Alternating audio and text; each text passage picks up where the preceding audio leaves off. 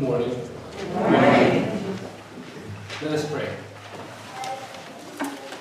May the words of my mouth and the meditations of all our hearts be pleasing to you, O Lord, our rock and redeemer. Amen. The scripture reading for this morning comes from Exodus chapter 17, verses 1 through to 7. Exodus chapter 17. From the wilderness of Sin, the whole congregation of the Israelites journeyed by stages as the Lord commanded.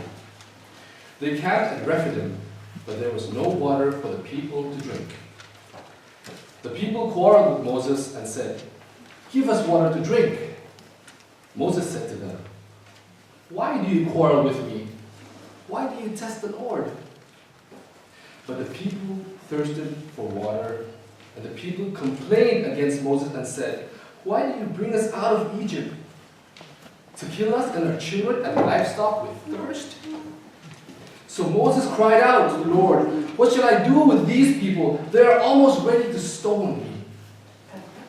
The Lord said to Moses, "Go on ahead of the people and take some of the elders of Israel with you. Take in your hand the staff with which you struck the Nile, and go. I will be standing there in front of you on the rock at Horeb. Strike the rock, and water will come out of it, so that the people may drink." Moses did so in the sight of the elders of Israel. He called the place Massah and Meribah, because the Israelites quarreled and tested the Lord, saying, "Is the Lord among us or not?" Here ends the reading.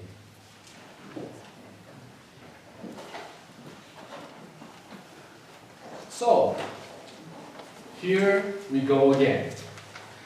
The Israelites complaining away, grumbling again, looking for every possible opportunity to be unhappy, forgetting all that God has done for them, forgetting all that God has promised God will do for them. I have often heard the comparison between the Israelites and little children. I have 2 children, and it's either that God is still kind to us or that they haven't reached that age yet. But I've heard, some children can be a bit whiny and complain a lot. And I know some of these stories are true because I was told I was one of those children. We all know the story of the Israelites and how they were brought out from Egypt. We know the story. They were being led by Moses, Aaron, and Miriam out of Egypt, looking for the promised land. And in their search for the promised land, they wandered in the wilderness for many, many years. And in those years of wandering in the wilderness, we read about so many miraculous acts from God. But all the people of Israel seem to be doing is complain every chance they get. We know the story. We, as readers, we know how God was present for them, how God rescued them, saved them, and rescued them out of Egypt from slavery. How God sent the plagues to the Egyptians to soften Pharaoh's heart. We read about how God parted the Red Sea so that they, the Israelites, the people of God, could cross safely. But the people of Israel, they just keep complaining. Exodus chapter 15, we read about how they complained the water was too bitter. They cried, "We can't drink this water. It's too bitter." Okay, so God made the bitter water sweet. And again in chapter 16, they became hungry. Again they cried, "What is this? You should have just let us be. There was food in Egypt. There is no food here." Okay, so God rained bread from heaven. And here, again, in chapter 17, they're complaining that there is no water. Some commentators and scholars say that the people's complaint and dissatisfaction is not really for food and water. Some suggest that the real problem is that they left Egypt in the first place and they're protesting every chance they got. There are also some who say that, okay, the Israelites can ask for what they want. But they should have done it nicely. They should have asked politely or in a manner that is more pleasing to the hearer. We know the story. We know what happens before, what happens during, how it ends, what comes after. As a matter of fact, I believe we know it a bit too well. Maybe, just maybe, we know the story too well that we forget. We forget that their thirst was real. That they were thirsty for water in a place where there is no water. We forget to notice the pain of thirst, the desperation of thirst. Their thirst was real. Their thirst was real. I am from India, from a place called Mizoram. And Mizoram is one of the 29 states in India. And if you can imagine the map of India being somewhat like this is the north of India, the west, and you have the far east. Mizoram is located right about here, sandwiched between Myanmar, or as we know, Burma, and Bangladesh. One of the unique features about Mizoram is that Mizoram is a Christian state. Christianity came to the Mizos in the late 1890s, around 1891-ish. And today, more than 90% of the state population are Christians. During the mid-1960s, around 1966, the Mizo people, the people of Mizoram, fought for independence from India. 20 years of war followed. War between the Mizo people and the Indian army. And during those times, the army occupied the land, and there was a lot of struggle. There was a lot of suffering. There was even a time when bombs were dropped onto the capital of Mizoram. And the Mizo people, including my grandparents, my parents, and my family members, were running for their lives. They had to run to the forest to hide. My father once told me of a time when he was still in high school. He was about 15 years old at the time. And he was at home with his family one evening. And since it was already dark outside and they didn't have electricity, they had the lamp on. That evening they could hear footsteps. And they knew the soldiers were approaching the house. So immediately my father took one of his books and hid the light, while his father, my grandfather, grabbed a hold of his wife and ran to the other side of the house, opened the window, threw a rope down the window so that my grandmother could climb down the house. She had to escape the house before the soldiers entered because they knew what happened to the women.